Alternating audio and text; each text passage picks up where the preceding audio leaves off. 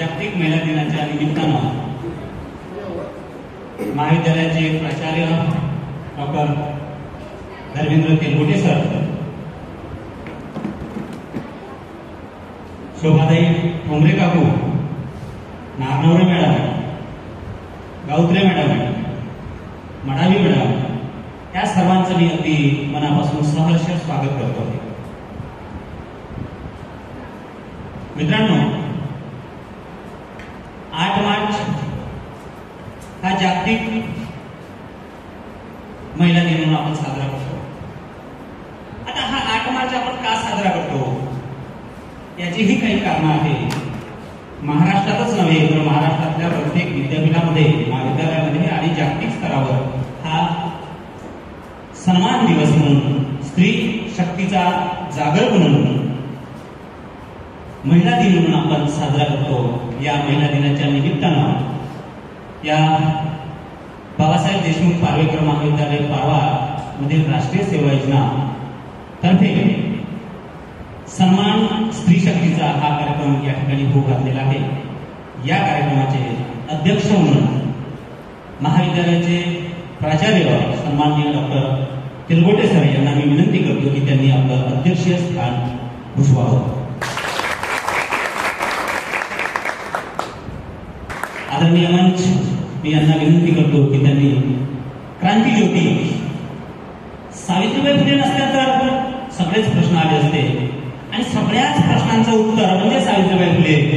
त्या सावित्रीबाई फुलेच्या कर्तृत्वाला, त्यांच्या प्रतिमेचं पूजन करण्यासाठी मी आदरणीय मंच यांना विनंती करतो की त्यांनी सावित्रीबाई फुलेंच्या प्रतिमेचं पूजन करावं.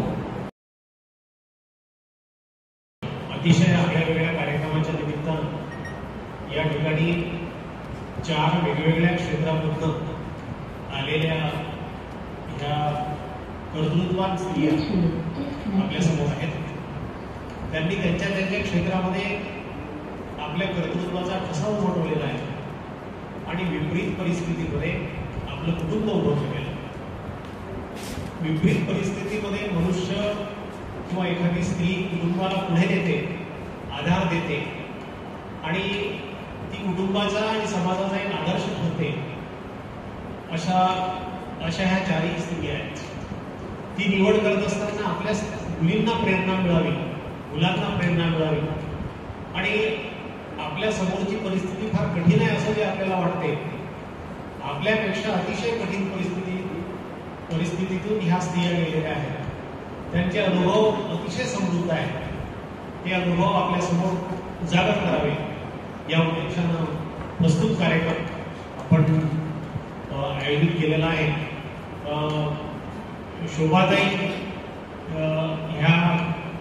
या भागामध्ये त्यांनी आपलं कर्तृत्वानं आपलं कुटुंब उभं केलं आणि त्या माध्यमातून त्या तुमच्या सगळ्यांसाठी एक आदर्श ठरणार आहे, आदर्श आहे. आशा वर्कर आपल्यामध्ये आहेत. आशा वर्कर हा शब्द महाराष्ट्राला पहिल्यांदा तुमच्यासारख्या सामान्य लोकांना, म्हणजे आपल्यासारख्या सामान्य लोकांना, माझ्यासारख्या लोकांना माहीत असेल होता कदाचित तो, पण कोविड काळामध्ये तो अधिक, कोविड-19च्या काळामध्ये तो प्रदर्शनात होता. पोलिसांची भूमिका काय असते ते सुद्धा कोविड-19 मध्ये आपण पाहिलेलं आहे. त्या काळामध्ये, ज्या काळामध्ये माणूस बाहेर पडायला धजत नव्हता, एकमेकाजवळ उभं राहायला सुद्धा तयार नव्हता, त्या काळामध्ये आशा वर्कर, आपल्या शिक्षिका आणि पोलीस मधल्या आपल्या स्त्रिया मोठ्या धैर्यानं समाजामध्ये उभ्या राहिल्या आणि आपण जे शांतपणे जगलो, आरोग्यदायी जीवन जगलो, त्याचं हे फलित आहे असं मी समजतो. या कार्यक्रमाचं पुढचं सूत्रसंचालन मी लोहे सरांकडे सोपवतो आणि लोहे सर प्रश्नोत्तरांच्या स्वरूपाने या कशा जगल्यात आणि आपला कुटुंब, आपला समाज कसा पुढे गेला हे शोधून काढतील, त्यांना काही प्रश्न विचारतील. अतिशय खेळीमेळीचा हा कार्यक्रम आहे. कोणत्याही प्रकारची औपचारिकता नाही. तुम्हाला सुद्धा सुचेल तर तुम्ही सुद्धा विचारू शकाल, तुम्हाला वाटेल ते प्रश्न, जेणेकरून मोकळ्या पद्धतीने हा संवाद साधता येईल. धन्यवाद सर. फार आनंद वाटते आहे की 4 क्षेत्रामधल्या 4 स्त्रिया या ठिकाणी आलेल्या आहेत. मित्रांनो, अगदी मी तुमच्या मनामधले प्रश्न विचारेल.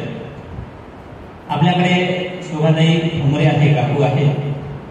त्यांचा अनुभव फार दांडगा आहे आणि त्यांना 2 मुलं आणि 1 मुलगी आहे. आमचे काका खूप वर्षाआधीच 20 वर्षाआधी निर्वंतलेले आहेत आणि 20 वर्षापासून त्या संसाराचा गाडा एक खांबी तंबू असावा सर्कसचा त्या पद्धतीने त्या चालवत आहेत. 2 मुलांना आणि मुलींना, मुलगी छान ठिकाणी ती राहते आहे आणि मुलं पण चांगले आहेत. अशा वेळेस संसाराचा गाडा चालवणं फार कठीण जातं आणि काकूने तो चालवलेला आहे. आधीच आपण असं बोललेलो आहे की काकू गेल्या 20 वर्षापासून एका वीरशैव महिला बचत गटाच्या अध्यक्ष आहे. आणि मित्रांनो, जिथे पैशाचा प्रसंग येतो, जिथे पैशाची वेळ येते, तिथे भांडणं होत असतात. आणि अशा वेळेस काकूने पैशाचा सारा संबंध हा गोतावळ्या टिकून ठेवलेला आहे. म्हणून काकूसाठी एकदा टाळ्या उद्या. आमच्या विद्यार्थ्यांकडनं एक काकू प्रश्न विचारतो की मराठी साहित्यामध्ये एक बहिणाबाई चौधरी आहे. बहिणाबाई चौधरींनी, त्यांना सुद्धा 2 मुलं होते आणि त्यांचे मिस्टर सुद्धा अकाली झालेले आहे आणि तरी त्या प्रचंड खंबीर आहे. त्या एक खंबीरपण मला तुमच्यामध्ये दिसते आहे. त्या असं म्हणालेल्या आहे की अरे संसार संसार जसा तवा चुल्यावर, आधी लागती चटके मग मिळती भाकर, असं त्या म्हणाल्या होत्या. संसाराचं भूमिक सांगताना त्या असं आणखी म्हणतात, तुम्हाला पडते काय ते सांगा. त्या असं म्हणतात की अरे संसार संसार 2 जीवाचा विचार, अरे संसार संसार 2 जीवाचा विचार, देती सुखाला नकार आणि दुःखाला होकार. संसारामध्ये असं असतं का की आपण सुखाला नकार देतो आणि दुःख आपल्यास करतो? ही भावना असते का संसारामध्ये?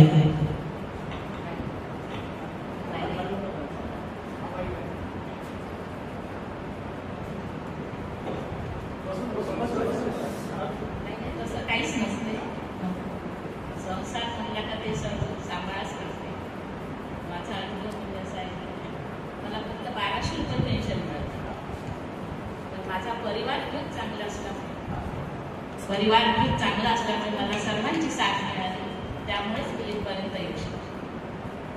संसारामध्ये सर्वांची साथ मिळालेली आहे हे अत्यंत महत्त्वाचं. माझा परिवार, पूर्ण परिवार आमचा खूप छान. एवढ्या वर्षानंतर तुम्ही तुमच्या कुटुंबाला भुमरे कंपनीला एकत्र घेऊन येत आहे. असा एखादा प्रसंग सांगा की त्यावेळेस तुमचं मोठेपण त्यांनी पाहिलेलं आहे आणि तो एखादा प्रसंग सांगा का त्यावेळेस तुम्हाला धन्य वाटलंय, नाही बाबा मी यांचं केलंय आतापर्यंत, ते फार छान झालंय, असा एखादा प्रसंग? पण प्रत्येक वेळेस मी त्यांच्या सर्व कामं केली आहे ना, सगळ्या कोणत्या याच्यात मदत केली, त्यामुळे मला माझं सगळं कुटुंब खूप मान देते. सगळे म्हणजे जे 2-3 घर आहेत आमचे चुलत वगैरे ते सगळे. मित्रांनो, पैसा निघून जातो, मान सन्मान हेच कायमस्वरूपी राहतं, ते काकूला मिळालेलं आहे. यानंतर मी मॅडमकडे जातोय. मॅडम जाम इथे शिक्षिका आहेत. मॅडमकडे पाहून मला लाल बहादूर शास्त्रींची आठवण येते. मूर्ती लहान पण कीर्ती महान. मित्रांनो, मॅडम फार हुशार आहे त्यांच्या क्षेत्रामध्ये आणि जे स्पर्धा परीक्षेमध्ये समयसूचकता हा गुण पाहिजे तो त्यांच्याकडे आहे. मॅडमला मला असं विचारायचं आहे की तुम्ही शिक्षिका म्हणून योगायोगाने आले आहे की तुमचा हा आवडता पिंड आहे? आता हुशार वाटलं मला, त्याच्यामुळे थोडा विचारपूर्वक प्रश्नाचं उत्तर द्यावं लागेल. मी या पिंडामध्ये आले, माझे वडील शिक्षक होते, प्रायमरी शिक्षक. त्यांनी मला हात धरून आणलं, म्हणजे मी स्वतःहून आले, हात धरून आणले. मला वकील बनायची इच्छा होती, म्हणजे ते मला माहीतच आहे, मला संवाद घाला म्हणजे वाद विवाद कसा आवडतो ते. तर वडिलांना आवड असल्यामुळे वडिलांनी मला एकच सांगितलं की बाई, सर्वात चांगली नोकरी म्हणजे स्त्री शिक्षिकेची. बाकी म्हणजे घर मॅनेज आणि आई वडील कुटुंब सासर सगळं मॅनेज होतं ते मध्ये शिक्षक. आणि मुलांसोबत लहान मुलांची जो आनंद आहे तो मिळतो, म्हणून त्यामुळे मी वडिलांनी दाखवलेला रस्ता आणि त्यांचे म्हणजे माझे आजोबा पण, त्यानंतर माझे वडील आणि आता या कुटुंबामध्ये मी अशा पद्धतीने आम्हाला पण शिक्षिका बनल्या सहज. बऱ्याचदा काय होतं, बरेच लोक नोकरीमध्ये अपघाताने येतात, पण त्यांचं पिंडा हा दुसरा असतो. तुम्ही आता इथे वडिलांनी सांगितलं म्हणून आले, पण हे तुम्हाला क्षेत्र आता आवडते काय? खूप जास्त आवडतं. म्हणजे मुलांसोबत राहण्याचा जो आनंद आहे तो कुठेच मिळत नाही, त्याच्यामुळे मला हे क्षेत्र जास्त आवडतं. कधी काही हेही तुमचे विद्यार्थी हे जरी नसले तर अशा पद्धतीचे विद्यार्थी होते. हो. तुम्हाला काय वाटतं की सिनियर कॉलेजच्या प्राध्यापकाला शिकवणं सोपं आहे, म्हणजे आम्ही यांना शिकवतो हे टीचिंग सोपं आहे का तुमचं सोपं आहे? आता राग येणार बोलू की कसंही बोल, मला राग येऊ शकतो. थोडं या मुलांना समजवायला कधी म्हणजे कसं छोट्या मुलांना समजायला थोडा त्रास जातो, कारण की मी थोडं मोठ्याही मुलांना घेतलंय, 10वी पर्यंत शिकवलेलं आहे, त्याच्यामुळे या मुलांची समजशक्ती तयार असते, त्या मुलांना समजवायला वेळ लागत नाही. पण जर हे ट्रॅक सोडून जर दुसरीकडे पळालं त्यांनाही आटोक्यात आणायला वेळ लागतो. आणि आमच्या छोट्या मुलांना ते आधीच ट्रॅकच्या बाहेर असतात, त्यांना ट्रॅक करायला लागते.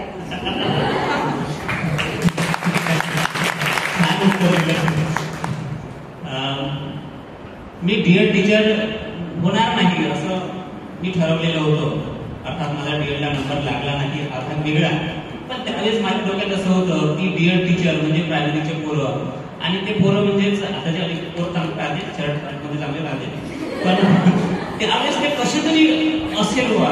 आणि मग मला उदाहरणार्थ कोणतरी माझा मित्र आलाय आणि तो बोलतोय आणि तो म्हणते की सर सर ही म्हणते मला काका दादाजी, सर सर काका दादाजी, नको बाबा हे असं काही आहे का? हो होते.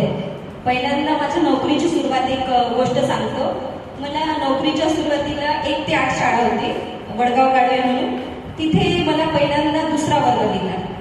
त्याच्यात माझं नवीन, मी आधी इंटर्नशिपही केली, ती अनेमध्ये केली असल्यामुळे तिथे 6-7-8ला शिकवत होते मी. त्याच्यानंतर हा दुसरा वर्ग, माझा टेबल सर अक्षरशः दरवाजाजवळ होता. दरवाजाजवळ असल्यामुळे कसं 8 दिवस मी दुसरा वर्ग सांभाळला. ते बाथरूमला जातो म्हणून विचारायचे नाही, परवानगी त्यांच्या म्हणजे याच्यातच नव्हतं, ते सरळ टेबल खालून झाले जायचे. मग टेबल खालून गेले की मला असं वाटायचं अरे कुठे गेला कुठे गेला. 8 दिवस मी सांभाळलं त्यांना कसं तरी, गोष्टी पण मी बोललीच नाही त्यांच्याशी. मग एक दिवस माझ्यासोबतच मी नवीन आले, तसे 4 शिक्षक तिथे नवीन आले. बरं शिकवायला गणित विज्ञान घ्यायला कोणी तयार नव्हतं. मला ते सर आले आमच्या इथले, मॅडम म्हणे तुम्ही गणित विज्ञान घेता का? त्यावर मी मागे वळून सुद्धा पाहिलं नाही सर, म्हणजे एवढी त्या 8 दिवसात मी टॉर्चर झाली होती. छान छान. आता याला छान प्रश्न छान नाही, पण जेव्हा कळलं खरा आनंद कशात आहे, आता ते मुलं म्हणजे माझ्या पदराला धरून राहतात माझ्या वर्गातले. कधी कधी शेंबुडे पुस्तक तो भाग वेगळा आहे, पण अशी परिस्थिती आहे. तेव्हाची भीती, पण आताची मला म्हणजे ती आवडीची गोष्ट आहे माझ्या विद्यार्थ्यांसोबत राहण्याची. मॅडमसाठी एकदा तुमच्या मनात एक प्रश्न विचारतो की लोक म्हणतात की आई वडील हे प्रथम आपले गुरु आहे, पहिली शिक्षिका आपली आई आहे, आणि मग दुसरा शिक्षक वडील असेल, आणि तिसऱ्या शिक्षकाचं नाव घेतोय म्हणजे जे वर्गामध्ये आपण शिक्षण घेतोय त्या शिक्षकांचं नाव घेतोय. किती मुलांवर आम्ही प्रायमरी पासून तर ज्युनियर सिनियर कॉलेज पर्यंत सगळेच आम्ही मुलांवर संस्कार करतो, पण या संस्कारामध्ये तुमचा किती वाटा आहे असं तुम्हाला वाटतं? आताच्या हिशोबाने विचार केला तर 30-40% हिशोबाने सांगेल. कारण की सर्वात मोठा वाटा हा घरापासून, तो ज्या समाजात राहतो, ज्या गावात राहतो, त्या गावातल्या वातावरणाचा जास्त असतो. त्यानंतर आमच्याकडे विद्यार्थी येतो. विद्यार्थी आल्यानंतर कसं त्याला तो आता म्हणतात की मातीच्या गोळ्याला शिक्षक आकार देतो, पण तो माती जर त्या पद्धतीने मळलेली नसेल कुंभाराने तर त्याला आकार देताना वेळ लागतो. म्हणून मला असं वाटतं प्रायमरी शिक्षक 30-40% आजच्या काळाच्या हिशोबाने, आधी 100%. आधी कारण की मी पण शिकलेली आहे. मला मुख्याध्यापक मॅडम होत्या, त्यांचं मला आवर्जून नाव घ्या वाटते, ठाकरे मॅडम म्हणून. म्हणजे त्यांनी मला कधी शिकवले नाही. मी थोडी बंड टाईप होती शाळेमध्ये गेल्यानंतर. मला 5.5-5 वर्षाचं असताना माझ्या वडिलांनी टाकलं शाळेमध्ये, आणि रांगेत बसत असताना मी मुलांच्या बॉटलमध्ये चिंचोके टाकायचे सर. आणि साधारण म्हणजे सारखं काही ना काही सुरू असायचं आणि मॅडमच्या टेबल खाली बसायची. मॅडम म्हणायचे तू खूप हुशार आहे त्याच्यामुळे टेबल खाली बस. मग टेबल खाली बसायची तर मॅडमनी आमच्या HM मॅडम आल्या, तेव्हाच्या मुख्याध्यापक ठाकरे मॅडम, त्यांनी मला तिथनं उचललं आणि सरळ माझं पटावर नाव घेतलं तेव्हा. आणि तेव्हापासून मी त्यांची सेक्रेटरी झाली. तेव्हापासून वर्ग 4थी पर्यंत. छान मॅडमने आपलं मन उघडं केलं. मित्रांनो, पोलीस हे आपले संरक्षक असतात. असं जरी असलं तरी BA फर्स्ट इयरला एक थँक्यू मिस्टर ग्लाड नावाचं नाटक आहे आणि त्यामध्ये जेलर आहे. जेलर म्हटल्याबरोबर जे फर्स्ट इयरला आले ते बसायला लागले आणि मान खाली टाकायला लागले. एवढा तो कडक आहे. म्हणजेच तो जेव्हा खाड खाड खाड खाड असा भुजांचा आवाज करून चालतो तेव्हा रस्त्याचे झाडे झुडपे सुद्धा अंग चोरून उभे राहतात आणि लता वृक्ष वेलींवरच्या पक्ष्यांचा किलबिलाट थांबून जातो. एवढा तो कडक. म्हणजे पोलीस म्हटलं की अंगावर शहारे येते अशा पद्धतीचं प्रतिमा ती आतापर्यंत झालेली आहे. आता पोलीस लोक आपल्याच समाजातून आपल्याच बहीण भावांमधून समोर आले असल्यामुळे ती प्रतिमा म्हणजेच शहारे आणणारी प्रतिमा कमी झाली आणि आत्मीयतेची सेवाभावाची प्रतिमा वाढलेली आहे. सेवाभावी सेक्टरमध्ये मॅडम फडावी मॅडम आलेले आहेत आणि तुमच्या एवढंच जणू काही त्यांचं वय आहे पण कमी वयामध्ये फार कर्तृत्व केलेलं आहे. 2018 मध्ये त्यांची अपॉइंटमेंट झालेली आहे. यवतमाळ डिस्ट्रिक्टमध्ये अपॉइंटमेंट झाली आणि पहिलंच पोलीस स्टेशन म्हणजे त्यांचं पारवा आहे. त्यासाठी काय होत्या मॅडमसाठी.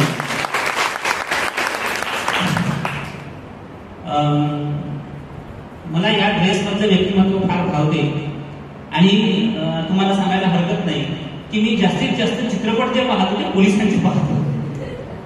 आणि त्यामध्ये जर लेडीज पोलीस असेल, इन्स्पेक्टर वगैरे असेल तर मला फार ते आवडते. कारण दरारा जो आहे, दरारा आणि एका वेळेस समाजाला बदलवण्याची शक्ती ही पोलिसांमध्ये आहे.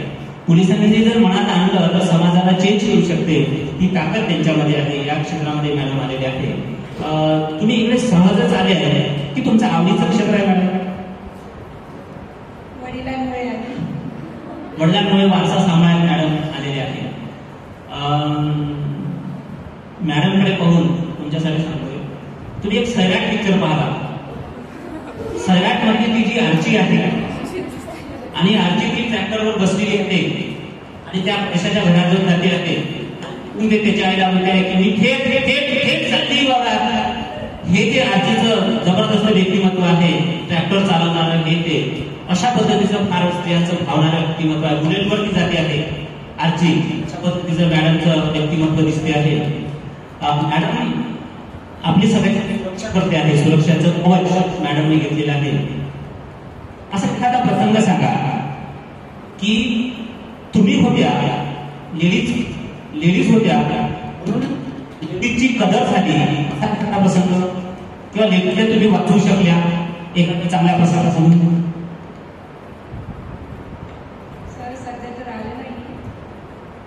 अजून असा प्रसंग आलेला नाही. पण आमच्या मुलींसाठी सांगा की एखादा गुंड एखादा मुलगा त्यांना खूप त्रास देतो आहे. तो गुंड खूप त्रास देतो आहे. अशा वेळेस मुलींनी काय करावं? न भीता त्यांनी डायरेक्ट पोलीस स्टेशनला येऊन कंप्लेंट केली पाहिजे. न भीता. पण मॅडम आमच्या या ग्राउंडमध्ये एक संजू नावाचा मुलगा आहे आणि तो आमच्या दीक्षा नावाच्या मुलीला छेडतो आहे. तेव्हाचा प्रसंग सांगा. कंप्लेंट तर ते नंतर दिली पण तेव्हाच त्याने ते 2 फुटाच्या अंतरावर आहे. तो संजू आणि ती दीक्षा 2 फुटाच्या अंतरावर आहे. संजू त्या मुलीला काहीतरी छेडतो आहे. अशा वेळेस त्या मुलीने काय करावं? दोन लावून द्यायचं. ऐकलं का? नंतर कॉपी मध्ये काय होणार ते पहिल्यांदा 2 लावून द्यायचे. 2 लावून यासाठी द्यायच्या की अब्राहम लिंकन एका ठिकाणी असं म्हणतो की रस्त्यावरच्या गावगुंडांमध्ये फारशी काही शक्ती नसते. ते कुत्र्यांसारखे असतात. कुत्र्याला गतीनं माणसाला प्रगती आवडत नाही. कुत्र्याच्या समोर आपण धावलं की खूप धावतात थोडंसं उभं राहिलं की पळून जाते तसे रस्त्यावरचे गुंड असते. मॅडम म्हणतात 2 हाना तोच काय, त्याची उडी खानदान तुमच्याकडे कधी पाहणार नाही. हा विश्वास त्या 2 खापडीमध्ये राहील. हे छान मॅडम. आता तुम्ही सुरक्षा करताय, एखादा असा प्रसंग किंवा एखादा तुम्हाला असं वाटते का की बऱ्याच पोलिसांचेही प्रश्न आहे,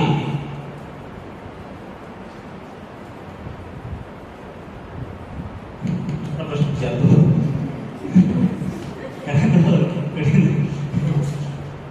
मी असं विचारणार होतो की तुम्ही व्यक्तीची सुरक्षा करता, सगळ्यांची सुरक्षा करता, तुमच्यावर एखादा प्रसंग आला तर तुमच्या सुरक्षेचं काय? आम्ही सक्षम आहे त्या गोष्टीसाठी यासाठी विचार करता की मी तर मॅडमकडे जातो तुम्हाला या प्रश्नाकडे की स्त्री सन्मान असताना स्त्रिया या अबला आहे, त्या रस्त्यावरच्या धूळ आहे, पायातच वरी, ज्या पोटात काही पचत नाही, जे जे दूषण असेल ते दूषण या संस्कृतीने स्त्रियांना लावलेली आहे आणि स्त्रियांना मरता येत नाही म्हणून जगण्यासाठी सोडलेलं आहे. अशा पद्धतीची इथली कंडिशन होती स्त्रियांची. सावित्रीबाई फुले आपल्या ताराबाई शिंदे आल्या आणि अनेक स्त्रिया आणि स्त्री सक्षम व्हायला लागल्या. अलीकडे 8 मार्च आणि 75 पासून आपण स्त्री शक्तीचा जागर करतो आहे आणि स्त्रियांच्या हातामध्ये कायद्याचं शस्त्र दिलेलं आहे. आता स्त्रियांचे प्रश्न नाही, आता पुरुषांचे प्रश्न कुठे उद्भवलेले आहेत आणि पुरुषांचाही दिन व्हायला लागलेला आहे. पुरुष म्हणायला लागलेले आहे नीता मॅडम की आता आमच्यावर अन्याय होते आहे. आतापर्यंत स्त्रिया म्हणत होत्या की आमच्यावर अन्याय होते आहे, आता पुरुष म्हणायला लागलेले आहे की आमच्यावर अन्याय होते आहे. हे खरं आहे का? हो, थोडं प्रमाणात खरं आहे. कारण की कसं झालं, स्त्री मुक्ती भारताचा जर आत्ताचा विचार जर केला तर संविधानामध्ये जो आपला सर्वश्रेष्ठ ग्रंथ आहे त्याच्यामध्ये स्त्री सन्मान, स्त्रीसाठी जी मूल्य आवश्यक आहे आणि वेतन, समान वेतन झालं, बाकी या सगळ्या गोष्टी आहे कायद्यामध्ये नमूद केल्या आहे, समानता तत्वावर नमूद केलेल्या आहे. पण आता कसं झालंय, कायद्याच्या 2 बाजू आहे, डावी आणि उजवी बाजू. तर तशा महिला सुद्धा डाव्या आणि उजव्या आहेत. आता तुम्ही समजून घेत असाल की डाव्या कशा, काही सौम्य पण आहे, काही उग्र पण आहे. आणि त्याच्यात कसं झालेलं आहे की जो कायदे तयार झालेले आहे स्त्रियांसाठी त्याचा थोडा बहुत प्रमाणात आम्ही पण फायदा घेतलेला आहे. म्हणजे कधी कधी काय होतं की यांनी आम्हाला आतापर्यंत छळलं ना, तर मग आत्ता आमची बारी, अब हमारी बारी. आता थोडस तसंच झालेलं आहे.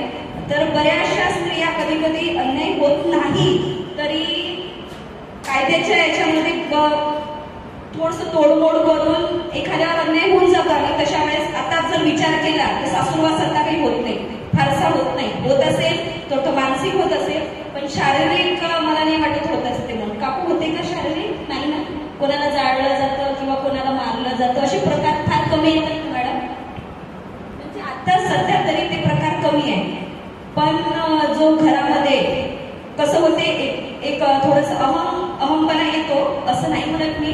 आज स्त्री मुक्ती दिन म्हणजे आज सावित्रीबाई फुले यांचं स्मृती दिन पण आहे. त्या जर मला ऐकत असतील तर ही बाई काय म्हणत आहे असे प्रश्न निर्माण होईल मॅडम. पण तसं नाहीये. तर काय झालं म्हणजे कायद्याचा वापर हा स्त्रिया पण चुकीचा करत आहे. त्याच्यामुळे काही दिवसांनी आपल्याला स्त्रियांच्या जागेवर पुरुष सन्मान दिवस साजरा करण्याची पाळी होऊ शकते. स्त्रिया आहेत त्यांनी घरी जाऊन म्हणजे लग्न झाल्यानंतर ज्या पद्धतीने आपले आई वडील आहेत त्या पद्धतीने नवऱ्याचे आई वडील सुद्धा आपले आहे असं मानून जर तुम्ही त्यांचा स्वीकार केला तर समोरच्या गोष्टी उद्भवतच नाही आणि पुरुष मुक्ती दिन येणार आहे ना सर? बरोबर. मी विचारलेला हा सत्य सुरू होता आणि म्हणून मग जसं पोलीस मॅडम बसलेले आहे की असं लिहिलेलं आहे की एखाद्या माणसाने स्त्रियांकडे असं वटारून जरी पाहिलं तरी तो गुन्हा होते. बरोबर आहे मॅडम? पण एखाद्या मुलीला जर कुर्रा काढायचा असेल तर समोरचा माणूस डोळे लावून जरी बसला तरी ती गुन्हा दाखल करू शकते. अगदी दुरुपयोग होत आहे. मी यानंतर सन्माननीय गावत्रे मॅडमकडे जाईल. मित्रांनो, वर्कर ज्या वर्कर समाजामध्ये आशा निर्माण करतात अशा आशा वर्कर गौतमी मॅडम आहे. मी त्यांना विचारेल की आपल्या समाजामध्ये काय काम असतं.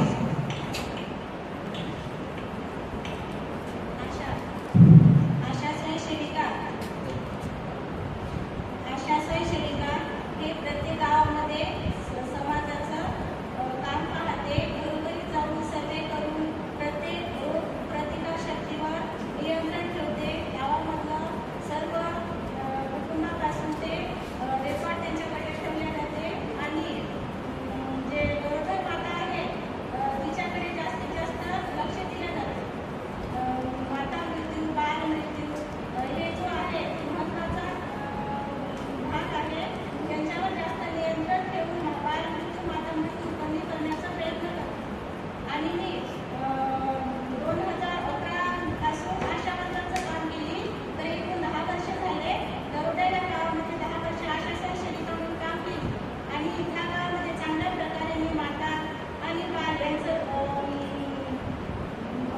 संरक्षण करून माझ्या कामाची प्रगती झाली. हे सगळं माझं काम बघून माझ्या आरोग्य केंद्रातील सर्व डॉक्टर आणि आमचे टॉप्स एक आशा सुपरवायझर म्हणून जागा निघाली होती. तर 12 देशमधून मी फॉर्म भरला होता. तेव्हा 11 फॉर्म होते, त्यापैकी माझ्या एप्रिलचा नंबर लागला. आता मी आशा स्वयंसेविका होती, तर आता आशा सुपरवायझर झाली 2022 पासून. तर आता मी एकूण 3 सेंटरमध्ये काम करते. एक लाडुणा सेंटर आणि कारवा सेंटर. कुर्ली सेंटरमधला एक गाव आहे, कुर्लीमधलं शहर. अशी एकूण माझ्याकडे 11 गावं 14 आशा आहे, त्यांचं मी काम पाहते. मित्रांनो, यवतमाळला डॉक्टर चौधरी मॅडम आहे.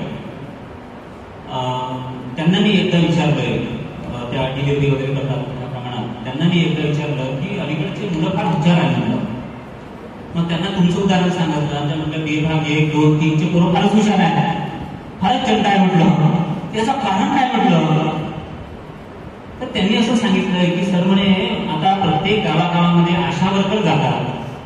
आशा वर्कर तिथे सांगतात म्हणे की बाबा कशा पद्धतीने गोळ्या घ्यायच्या, कोणत्या घ्यायच्या, काळजी कशी घ्यायची, हे सगळं त्या सांगतात.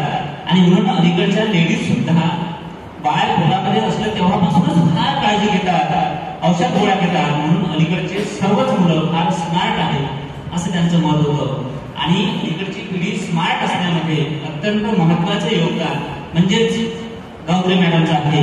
मला वाटते त्यांच्यासाठी एकदा काळा होईल. तुमच्यापैकी काही प्रश्न विचारू शकता. तुम्ही या पदापर्यंत आलात, त्यासाठी मला कोणकोणते परिश्रम करावे लागले? फक्त आणि फक्त मेहनत. जीव तोडून मेहनत करायची आणि अभ्यास करायचा, बस. फक्त आपलं लक्ष अभ्यासाकडेच पाहिजे. जर तुम्हाला ही वर्दी पाहिजे असेल तर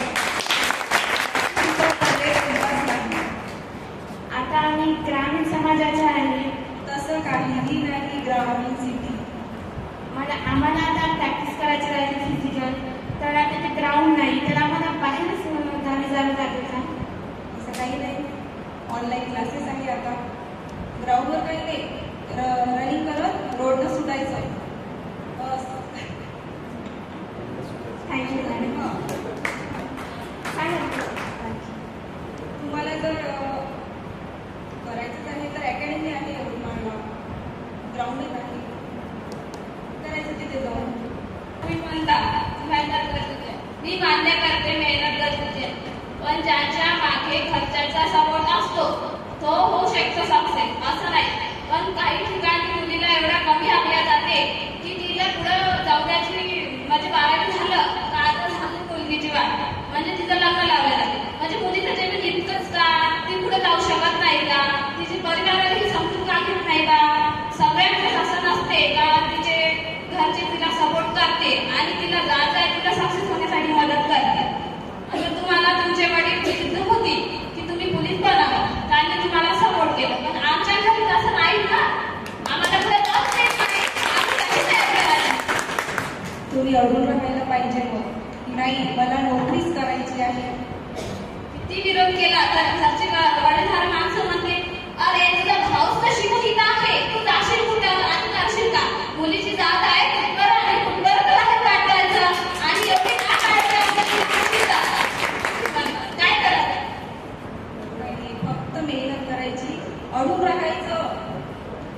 म्हणायचं की नाही मला जॉब करायचे, मला नोकरी करायची, त्याच्याशिवाय मी लग्न करणार नाही.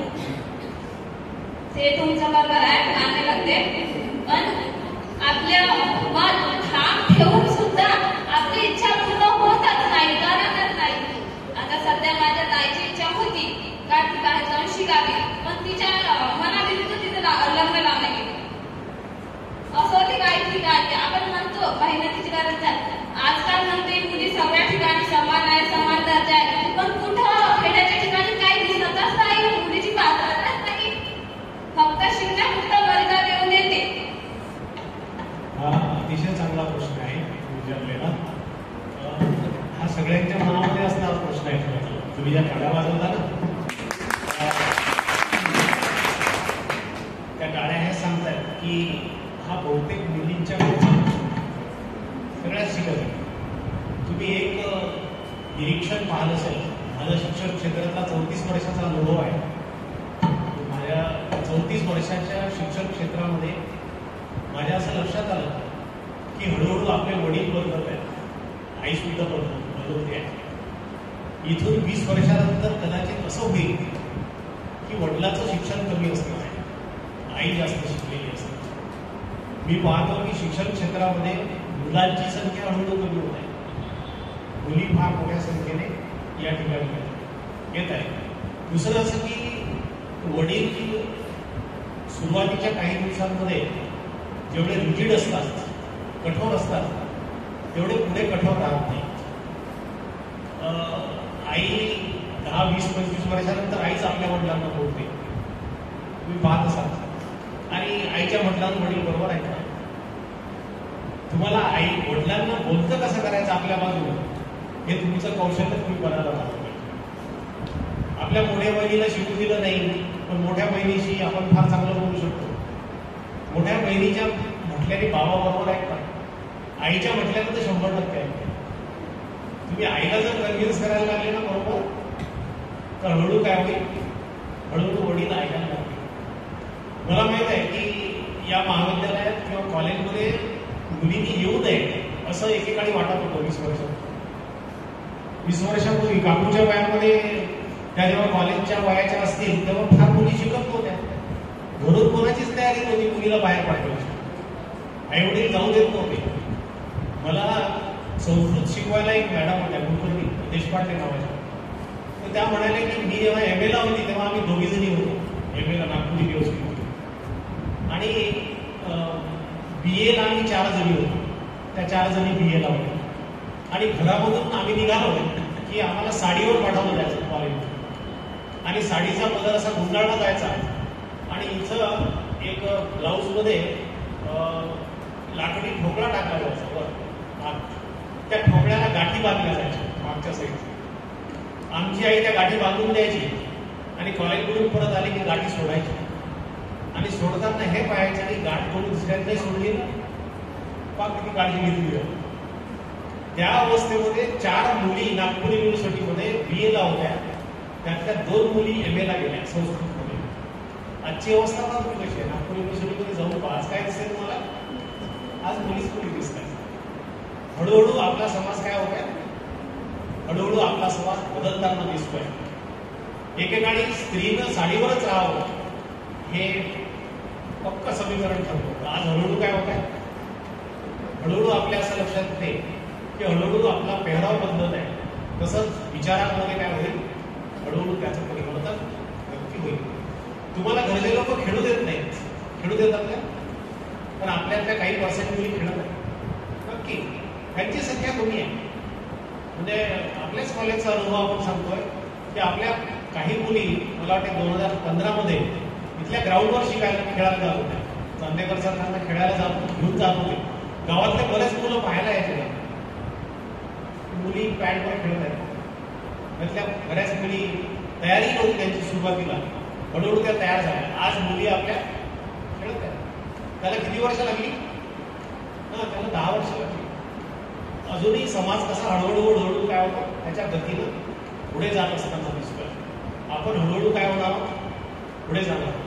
तुम्ही तुमचं कौशल्य बरोबर वापरा. तुमच्या बहिणीला पटवा, बहीण आईला पटवेल, आई बाबाला पटवेल, नवरा बाईच्या म्हटल्यानं बरोबर ऐकतो. मी अनुभवाला सांगतो. या स्त्रियांमध्ये ती सुद्धा शक्ती आहे, बरोबर. त्याला कसं ऐकतं करायचं हे बरोबर माहिती होते बाहेर. कोणालाच ऐकत नाही. आईच्या म्हटल्याने ऐकत नाही मोठं झाल्याला, वडिलांच्या म्हटल्यात नाही, पण बायकोच्या म्हटल्याने बरोबर ऐकत. म्हणून काय करायचं आपल्याला, आईला मैत्रीण बनवायचं. आणि आईला तुम्ही एकदा मैत्रीण बनवलं की आईच्या मार्फत हळूहळू वडिलांच्या हृदयात स्थान मिळवायचं. आणि हळूहळू काय करायचं आहे, आपल्याला पुढे जायचं, हळूहळू जायचं आहे, पटवायचा, बरोबर पटवायचं. तुम्हाला उद्या जर एखादी चांगली गोष्ट खायची असेल ना, आईला सांगत आई बरोबर करते. ती वडिलांनाही सांगते हेच करायचं आपल्याला, वडील मुकट्याने खरं. हेच बारीक निरीक्षण तुम्ही करा. असं आपल्याला हळूहळू काय करायचं आहे, हळूहळू पुढे न्यायचं आहे. कदाचित ती संधी तुम्हाला मिळणार नाही, तुमच्या पुढच्या पिढीला मिळेल. पण तुम्ही काय केलं पाहिजे, तुम्ही त्यासाठी आपली तयारी दाखवली पाहिजे. हे आता आपला समाज हळूहळू विकसित होत आहे, त्याचा एक हा परिणाम आहे. आणि काही दिवसानंतर आपण काय होऊ, पुढे जाऊ. खेड्यामध्ये स्त्रिया पूर्वी गाऊन घालत होत्या का? आता काय स्थिती आहे, आता स्त्रिया गाऊन घालतात. 40 वर्षापूर्वी गाऊन घालणं म्हणजे मॅडम समजलं जायचं, ब्रिटिश बाहेर घालतात. आज गाऊन घालतात त्या स्त्रिया. हळूहळू आपण काय होऊ, कपड्यामध्ये जशी आधुनिकता आहे तशी विचारांमध्ये सुद्धा येईल. त्यामुळे आपण अपेक्षा करू, आशा करू की तो समाज नक्की येईल.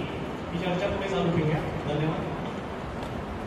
मॅडमला एक प्रश्न विचारतो मी. तो प्रश्न असा आहे की तुम्हाला वडिलांनी म्हटलं म्हणून तुम्ही पोलीसमध्ये गेला, की नंतर तुम्हाला ते आवडायला लागलं का क्षेत्र, पोलीस हे क्षेत्र आपल्याला आवडायला लागलं आणि तिथं वावरत असताना तुमच्याबरोबर पुरुष सुद्धा असतील. मग त्या पुरुषांनी कधी काही त्रास दिला का? पुरुष शिपाई, पुरुष अधिकारी. म्हणजे आज तुमच्या लक्षात होतं की ह्या पुरुषांच्या बरोबरीने काम करतात आणि फील्डवर आहेत, ऑफिसला आहेत, त्यांना काही त्रास झाला नाही हे आपण विचारलं, किंवा काही चांगले अनुभव आले असतील तर तेही ते सांगतील. मला कधीच त्रास नाही झाला खरं म्हटलं तरी. माझ्या मी बहिणीसारखं, आईसारखं, ताईसारखं असंच वागवलेलं आहे आतापर्यंत तरी.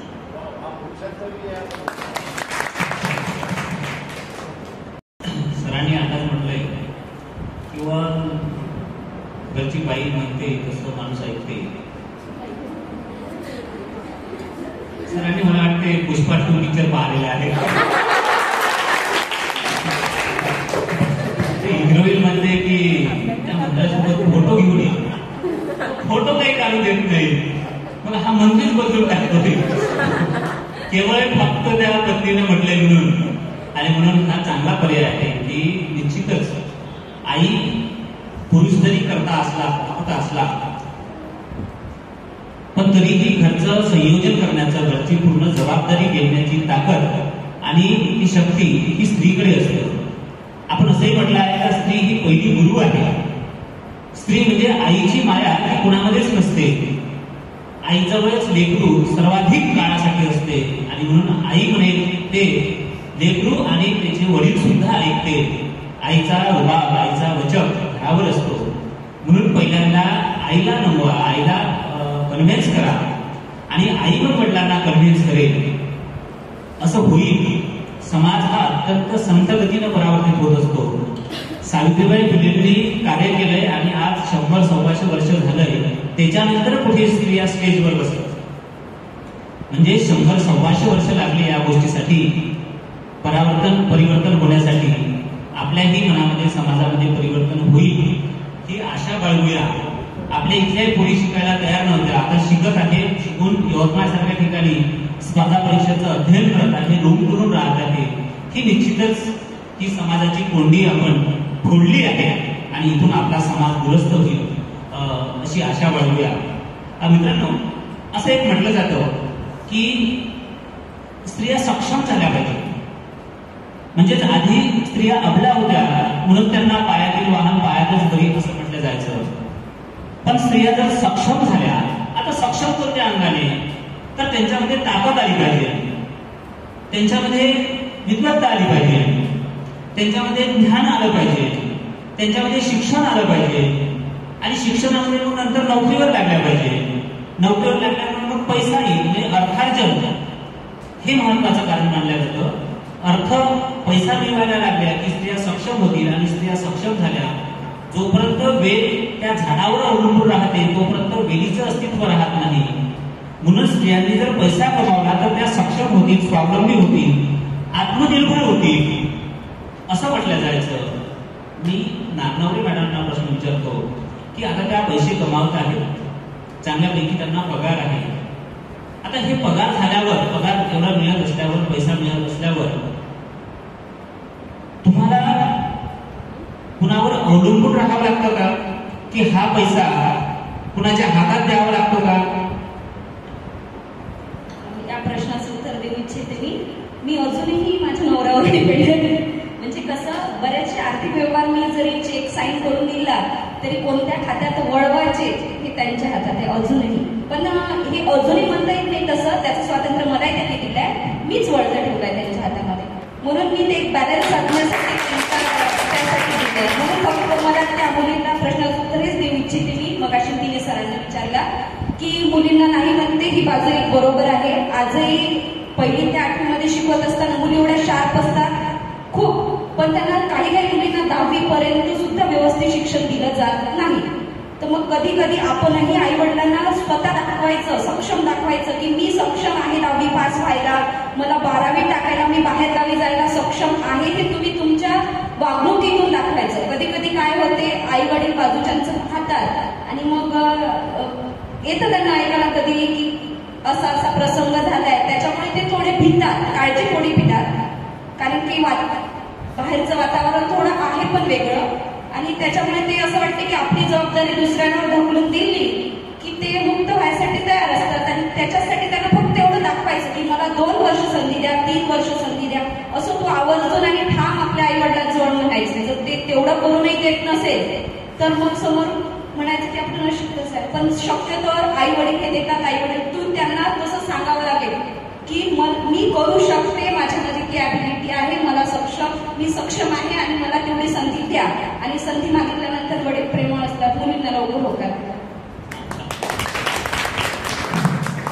पैसा कमवत असले तरी तो पैसा मी त्यांच्या पतीकडे देते असंच मॅडम म्हणतात. हा मित्रांनो संसारामधला सामंजस्याचा भाग असतो. संसार केवळ पैशाने चालत नाही तर या शहाणपणाने चालत असतं. ज्या माणसाला संसारामध्ये शहाणपण आणता आलं त्या माणसाचा संसार चांगला चालतो. नाहीतर बऱ्याचदा समानतेचा अर्थ आपण दुसराही घेतो. समानतेचा अर्थ म्हणजे साडीचा एक पदर तू पकड, एक पदर मी पकडतो, दोघा मिळून पेरची साडी, असा समानतेचा अर्थ होत नाही. हा समानतेचा अर्थ होत नाही. समानता म्हणजे तुझे पाय माझे डोळे बसून एके खाली, हा दोघांचा नवरा बायको मधला सामंजस्याचा भाग असतो. अत्यंत चांगलं आहे. आणखी ताईंना मी विचारू शकतो सर? मी ताईंना प्रश्न विचारतोय की आशा वर्कर म्हणून स्त्रियांच्या आरोग्याची जी काळजी घेतली जात आहे,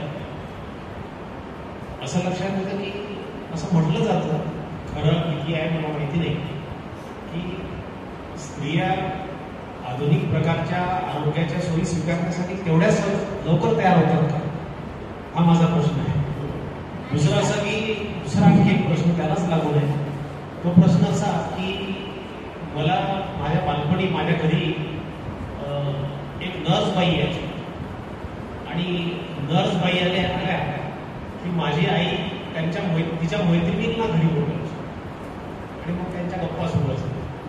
पण माझे वडील आले की माझे वडील थोडे असे लहान करायचे, मी बसल्यावर त्या पण माझ्या वडिलांची म्हणायची पण बसायची. माझ्या वडिलांना त्या कधीच आवडायच्या त्या नर्सेस. आज समाजामध्ये त्यावेळेस एखादी दुसरी व्यक्ती स्त्री नोकरीवर असायची 40-50 वर्षापासून. आज ग्रामपंचायतीच्या सेक्रेटरी म्हणजे काय म्हणतात त्यांना, ग्रामसेवक, आशा वर्कर, ताई, शिक्षिका यामध्ये फार मोठ्या प्रमाणावर स्त्री आहेत. तुम्हाला काही असा अनुभव आला की मी कुठे गेले तर स्त्री ऐकत नाही किंवा पुरुषांनाही मी आवडत नाही, तुम्ही असा अनुभव आला? जेव्हा आशा निघाली होती तेव्हा एकही स्त्री दवाखान्यात जायला तयारच नव्हती सर. सुरुवातीला त्यांनी डिलिव्हरी म्हटलं का घरीच करत होते. दवाखाना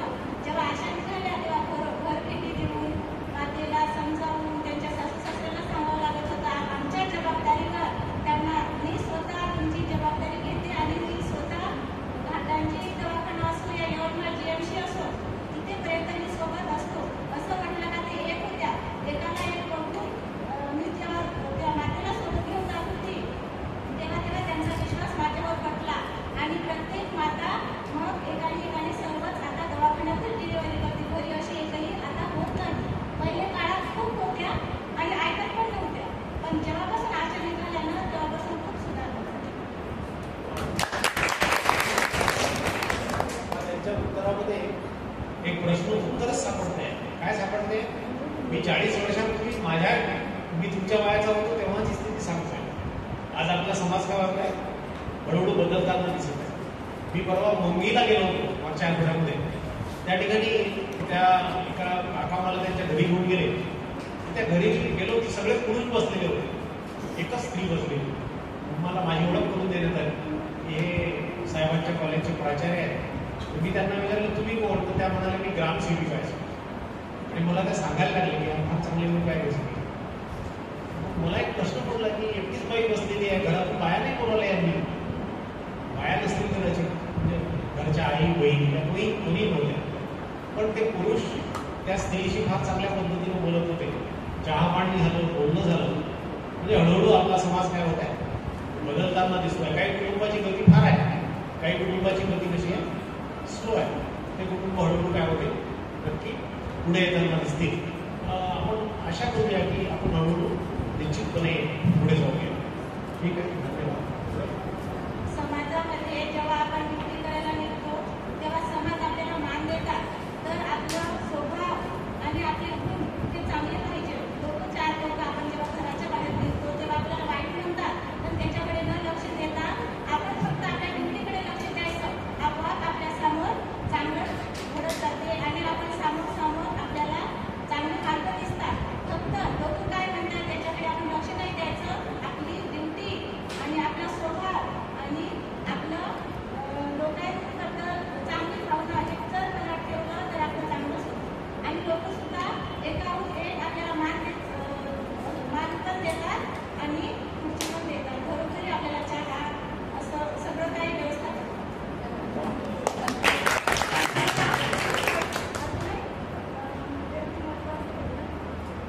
समाज कसा बदलत आहे हे कॉम्रेड काकू फार चांगलं सांगू शकतील.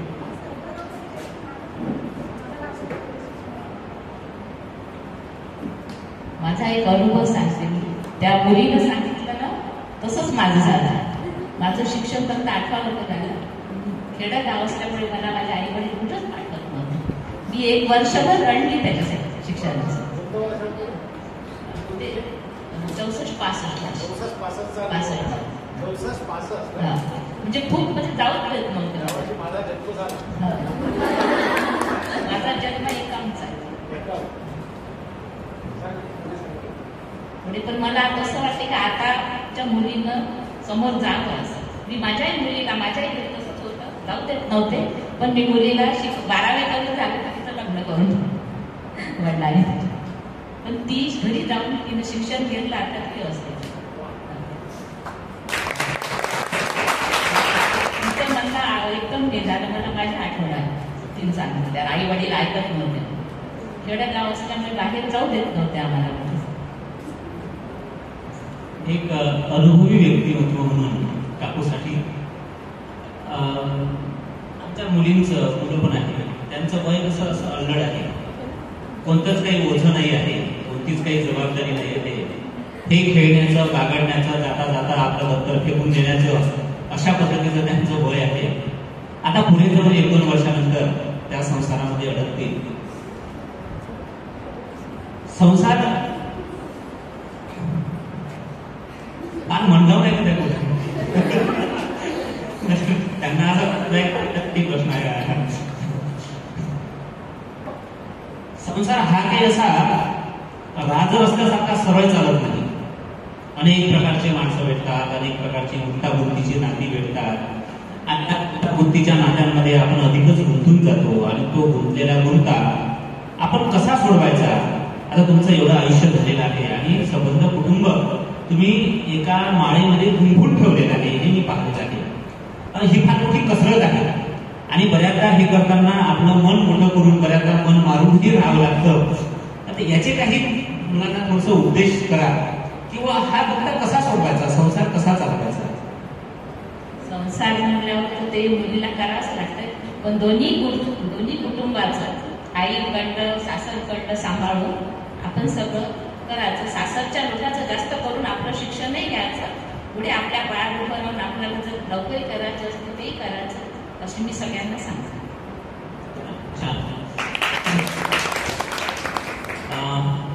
आणखी 10 मिनिट. सावित्रीबाई पासून हा परिवर्तनाचा वाटसरू महामेरू चालत आलेला आहे आणि आपण बद्धत आहोत. म्हणतात की आपण बदलत आहोत, पण बदलण्याची गती ही संथ आहे, फारच संथ आहे, कासवासारखी गती आहे. स्त्रियांमध्ये आणखी कोणतं परिवर्तन व्हायला पाहिजे, स्त्रिया कशा बदलायला पाहिजे म्हणावी मॅडम, की स्त्रियांना समाज वाईट नजरेने पाहतो का, असमानतेच्या भावनेने पाहतो का, समाजात जरा कशा बदलल्या पाहिजे.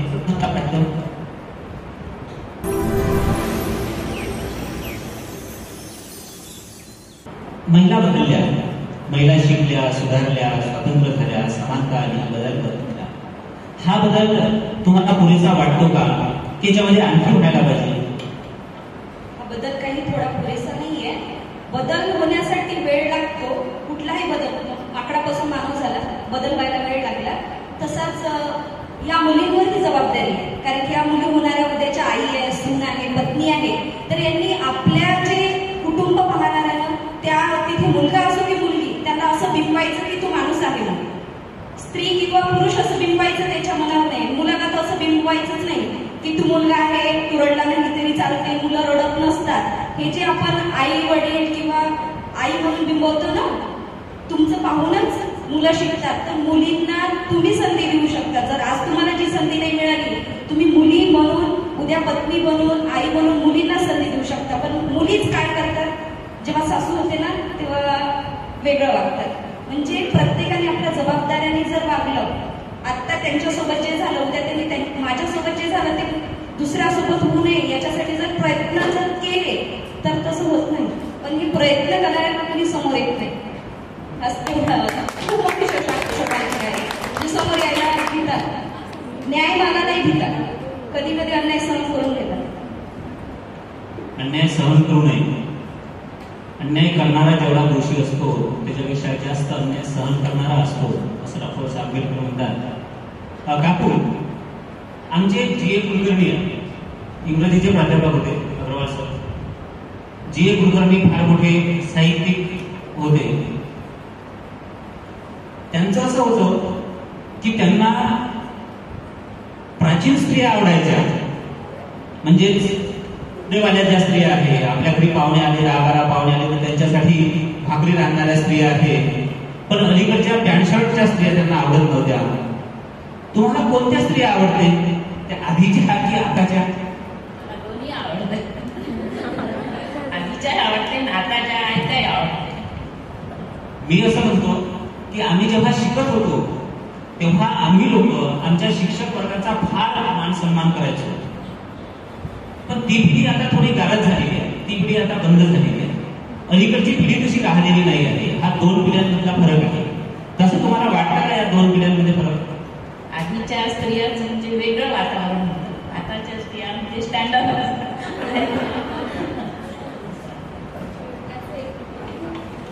आता काय झालंय, टेक्नॉलॉजीचा जमाना झाला. म्हणजे व्हॉट्सअप, फेसबुक, इन्स्टावर जे बिंबवलं जातं, आपले मुलं विचार न करतात तसंच अनुसरण करतात. म्हणजे पॅन्ट शर्ट मध्ये मुलगी वाईट दिसते आणि साडीमध्ये चांगली दिसते. म्हणजे हे एक प्रकारे एक वेगळी विचारसरणीचे लोक म्हणा किंवा कोणी प्रवृत्ती ते बिंबत आहे आणि आम्ही विचार न करता त्या गोष्टीवर विश्वास ठेवतात. स्त्रीकडे जर पाहलं तर आई बाळाला दूध पिताना बरेचशा जणांनी पाहिलं असेल, तेव्हा ती आपल्याला वाईट वाटते का? बाळाला जेव्हा आई दूध पाजते तेव्हा कोणाला तरी वाईट वाटतं का तिच्याकडे पाहिल्यावर? नाही ना. मग तीच मुलगी जीन्स घातल्यावर का बरं? कारण की तेव्हा सगळे कपडे काहीच नसतात, पाहण्याचा दृष्टिकोन आहे. आणि हे जे बऱ्याच अंशी काय म्हणते जे विचार आत्ताची पिढी म्हटलं तर ते डोक्याने विचार नाही करत, फक्त इन्स्टावर, फेसबुकवर जे दिसत आहे ते वाचून फक्त समोर जातात. पण खरं यात चांगलं काय आणि वाईट काय याच्यावर काही विचार आहे, तो दृष्टिकोन आहे. प्रत्येकाची दृष्टी त्याच्यासाठीच आतापासून जर मुलींनी या वाचन करून ज्या चांगल्या सवयी आहेत त्या समोरच्या पिढीमध्ये बिंबवण्याचा प्रयत्न केला ते होत नाही. म्हणजे पाहण्याचा दृष्टिकोनच बदलावा लागेल आणि ते बदलायला भरपूर वेळ लागते. हळूहळू बदल होतो. छान उत्तर सांगतायत, वर्गातले सगळेच सांगतायत. मॅडमच्या संदर्भात म्हटलं होतं आपल्या मूर्ती महान अशा पद्धतीचं. आणखी कोणाला काही प्रश्न विचारायचे असेल? नारनवरे मॅडमला एक प्रश्न विचारायचा आहे. तुम्हाला वकील बनायचं होतं ना, जर तुम्ही तुमचं स्वप्न पूर्ण केलं आणि तुम्ही जर वकील झाला आणि तुमच्याकडे अशी केस आली, एका मुलीची तिने म्हणलं की मला घराच्या बाहेर निघू देत नाही, मला शिकू देत नाही आणि मला माझ्या घरच्यांच्याच विरुद्धात केस करायची आहे, पण माझ्या घरच्यांना दुखवायचं नाही. तुम्ही काय केलं असतं? तिला एक म्हणजे मध्यस्थी वकील आजकाल मध्यस्थीच करतात, तर मी मध्यस्थीच केली असती. तिला हे म्हटलं असतं की तुला म्हणजे तुझ्या घरच्यांविरुद्ध केस करायचे, घरच्यांविरुद्ध करायचे की त्यांच्या विचाराविरुद्ध करायचे. तर तुला मग त्या मुलीला काय त्यांच्या विचारांविरुद्ध करायचे की घरच्यांविरुद्ध करायचे? विचारांविरुद्ध करायचे. हा, तर मग मी पहिला तिला एक सल्ला दिला असता की एक टाइम पिरियड दिला असता. जसं काही केसेसमध्ये टाइम पिरियड दिला जाते तसं तिला टाइम पिरियड दिला असता की तू या काळामध्ये त्यांची विचारसरणी बदलवण्याचा थोडा प्रयत्न कर. इमोशनली होऊन रागाने, म्हणजे एक म्हणतात ना बाल हट्ट आणि स्त्री हट्ट कोणीच हे करू शकत नाही, तसा तिला थोडासा स्त्री हट्ट करायला लावला असता. आणि तरी जर ते ऐकले नसते तर एक न्यायाची बाजू म्हणून मी नक्कीच तिला केस करायला लावलं, म्हणजे नक्कीच त्यांच्या विरुद्ध केस करायला आपण केस केल्यावर त्यांना जर सजा झाली किंवा त्यांना काही झालं तिचं मन दुखलं असतं ना, तिला तसं करायचं ना. आणि मग पहिले मी तिला दिलं ना, टाइम पिरियड दिला ना, पहिले त्यांच्या विचारांना बदलवण्यासाठी मी टाइम पिरियड दिला. त्या टाइम पिरियड मध्येही जर ती विचारसरणी बदलत नसेल तर विचारसरणी बदलायला भरपूर वेळ लागते. कधी कधी आपल्याकडे वेळ नसते तर तेव्हा कठोर निर्णय सुद्धा घ्यावे लागतात. आणि मग मी तिला पटवून देते की नाही आता कर, आता नाही म्हणायचं नाही असं.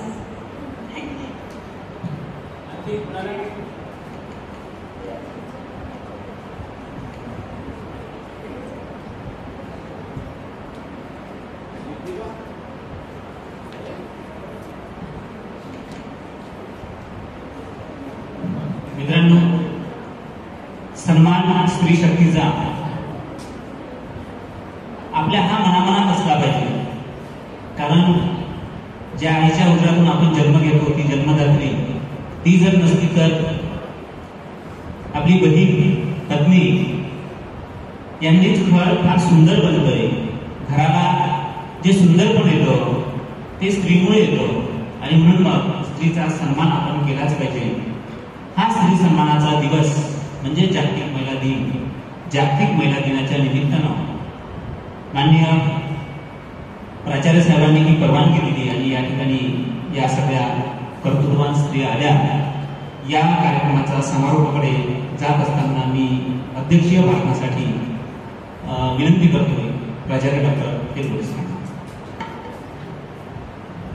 आजच्या या वादसंवाद कार्यक्रमाचे संयोजक, राष्ट्रीय सेवा योजनेचे समन्वयक डॉक्टर लोरे सर, सभागृहामध्ये उपस्थित शिक्षकवृंद, कर्मचारी आणि या ठिकाणी माझ्यासमोर विचार करताना उपस्थित असलेल्या कर्तृत्ववान स्त्रिया आणि बंधू भगिनींनी, गेल्या एक सव्वा तासापासून आपण संवाद साधतोय म्हणजे त्यांच्या मनात काय आहे ते काढायचा प्रयत्न करतो आणि आपले जे प्रश्न जे आपण कोणाला विचारू शकत नाही ते विचारायचा प्रश्न करतो. त्याची उत्तरं सापडतात का? तुम्ही घरी जाऊन त्याचं चिंतन करा की सापडतात का? सापडतात. त्याची उत्तरं काही अंशी सापडतात. पण या सगळ्या प्रश्नांची उत्तरं यांच्यासारख्याच कर्तृत्ववान स्त्रियांनी लिहून ठेवली आणि तो खजिना आपल्या लायब्ररीमध्ये, ग्रंथालयामध्ये आहे. व्हॉट्सअपवर किंवा इंस्टाग्रामवर रिलायबल न राहता, त्याच्यावर भर न देता काही पुस्तकं अशी आहेत की ते आपण वाचले पाहिजे. त्यातली काही आधी तुम्हाला आपली लायब्ररीमध्ये तुम्ही पुस्तकं वाचा. पण लक्षात फोन घेतो नावाचं एक पुस्तक आहे, लोरेसर सांगते त्या पुस्तकाच्या बाबतीत. त्या पुस्तकामध्ये त्या काळच्या स्त्रिया कशा बदलत गेल्या, म्हणजे त्या स्त्रीला भाषणालाही पुरुष न्यायला तयार. मग त्या पुरुषांना नेलं तर बघीत कशी दिसते नवऱ्याच्या बाजूला ते पाहायला बाकीचे लोक खिडक्यातून पाहतात. त्या काळातल्या स्त्रिया खिडक्यातून पाहताय की तो माणूस तिच्या बायकोला बघीत बसून देतोय आणि तिथं सभागृहात गेल्यावर एकच बाई भाषण आहे का, सगळे पुरुष तिच्याकडे पाहतात. का कशी स्थिती आहे? म्हणजे 18व्या शतकातली ही स्थिती आहे. तेच अतिशय चांगलं वर्णन त्याच्यामध्ये मांडलं. ताराबाई मोडक, त्यानंतर पहिल्या स्त्री शिक्षिका सावित्रीबाई, या सगळ्या लोकांनी ते वर्णनं मांडली आहेत. काही पुस्तकं आहेत, ते अनुभव अतिशय माणसाला समृद्ध करतात. ते जर तुम्ही नजरेखालून घातले तुमच्या असं लक्षात येईल की त्या कशा बदलल्या, कशा बदलत गेल्या. काही कर्तृत्ववान स्त्रियांनी समाजामध्ये मोठं काम केलंय. किरण बेदी, मीरा बोरवणकर आता रिटायर झाल्या, महाराष्ट्र राज्याच्या पोलीस महासंचालक. त्या बोरवणकरांना पुरुष कामच करू देत नव्हते एवढ्या मोठ्या अधिकारी पदावर गेल्यावर सुद्धा. पण त्यांनी आपल्या कर्तृत्वाचा एक अनमोल ठसा त्या पोलीस दलामध्ये उमटवला आणि पुरुषांची मक्तेदारी मोडीत काढायचं काम केलं. तुम्ही पाहत असाल, त्या बोलतात, त्या काम करतात, त्या मोठ्या धाडसानं आपले प्रश्न मांडतात. तुम्ही दिल्लीच्या नवीन झालेल्या मुख्यमंत्री पाहत असाल, पश्चिम बंगालच्या मुख्यमंत्री पाहत असाल, तर बोलतात कशा पहा. असं वाटतं बाई अंगावर येते काय आपल्या दोन थांबा पडायला. किती प्रचंड ताकद भरलेली आहे तिच्या ममता बॅनर्जीच्या अंगामध्ये. म्हणजे पुरुषाला लाजवेल अशी ताकद तिच्या हातामध्ये असं वाटते. मारेल की नाही तो भाग वेगळा नंतरचा, पण प्रचंड ताकद, प्रचंड चीड की चेहऱ्यावर डोळ्यातून आग उठल्यासारखी आहे. असं का होते? तर तो अन्याय त्यांनी भोगलेला असतो म्हणून ते व्यक्त होतं.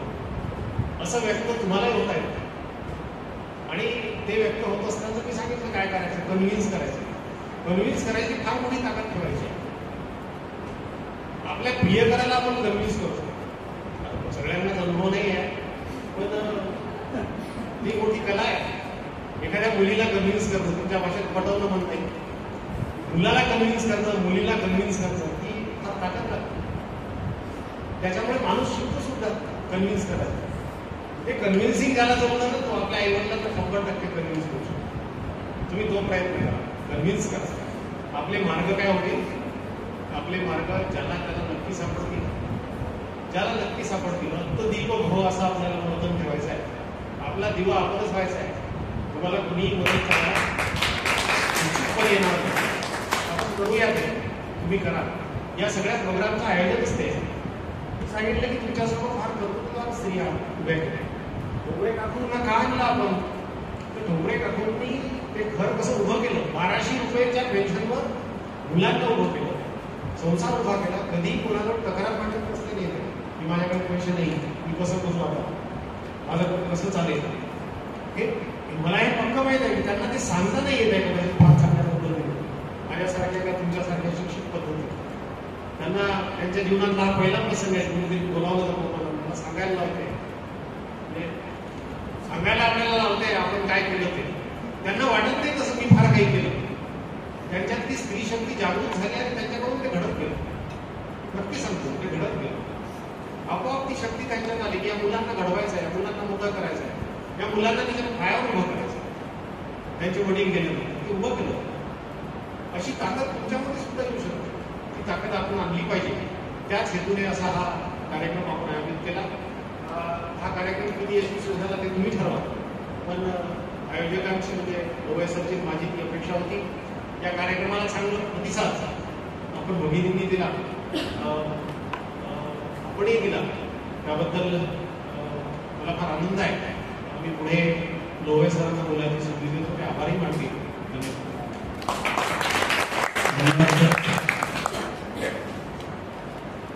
फार आनंद आहे की आपलं महाविद्यालय तसं काही फक्त महिला महाविद्यालय नाही आहे, पण आमच्यावर या लोकांचा प्रचंड विश्वास आहे. म्हणून मोठ्या संख्येने मुली आमच्या महाविद्यालयात आहे. मुलं नाही वाटते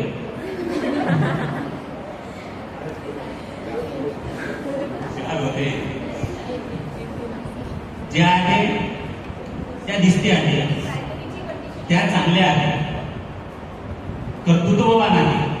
त्यांना आशा आहे की हे जे आपला थांबलेला प्रवास आहे स्त्री सुधारण्याचा, स्त्री परिवर्तनाचा, तो थांबलेला प्रवास याची देखील याची डोळा याच जीवनामध्ये, आपल्याच जीवनामध्ये तो बदलेल ही आशा उदाहरून त्यापुढे येत आहेत, थांबत आहेत, ऐकलं आहे.